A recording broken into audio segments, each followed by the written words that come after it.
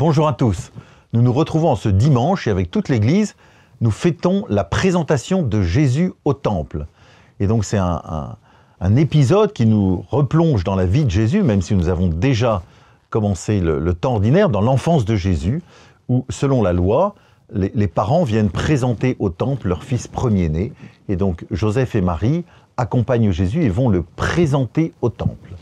Alors il me semble qu'il y a une dimension profonde de disponibilité du cœur et d'accomplissement de la loi. Et je retiendrai 3 points particuliers. Le premier, c'est justement ce point qu'on est dans la grande tradition d'un peuple, et donc Jésus vient accomplir et non abolir. Il se place, il se coule dans la loi, dans l'histoire de son pays, dans la tradition de son pays, dans la loi de Dieu. Et donc, comme tout petit enfant, même s'il est le Fils de Dieu, il vient être présenté au Temple, c'est-à-dire ultimement présenté à Dieu. Et ça montre sa disponibilité du cœur, sa docilité, dirons-nous.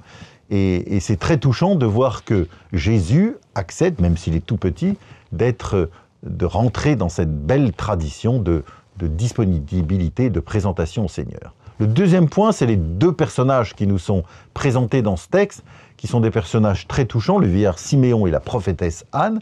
Alors le vieillard Siméon qui accueille et qui attend de voir, puisque le Seigneur lui a dit qu'il ne mourrait pas sans avoir vu le Messie, et donc qui attend et il incarne toute l'attente d'un peuple qui depuis des siècles attend le Messie. Mais il incarne aussi, me semble-t-il, l'attente du monde qui désire être sauvé, et quelque part notre attente.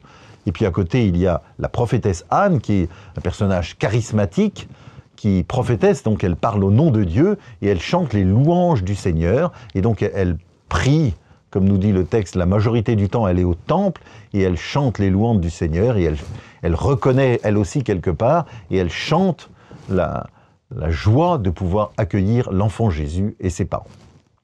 Et puis le troisième point que je voudrais préciser à partir de ce texte, c'est que, comme vous le savez, c'est le pape Jean-Paul II qui avait institué en ce jour du 2 février la journée de prière pour la vie consacrée, la journée de la vie consacrée. Et donc c'est l'occasion pour nous, non seulement de rendre grâce pour tous ceux qui donnent leur vie en ce jour de la présentation, c'est l'occasion de prier pour eux, tous les consacrés, tous les religieux, toutes les religieuses, moines et moniales que nous connaissons ou de notre diocèse.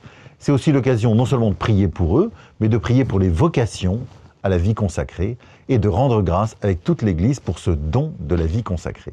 Alors bon dimanche à chacun et à chacune et belle fête de la présentation du Seigneur.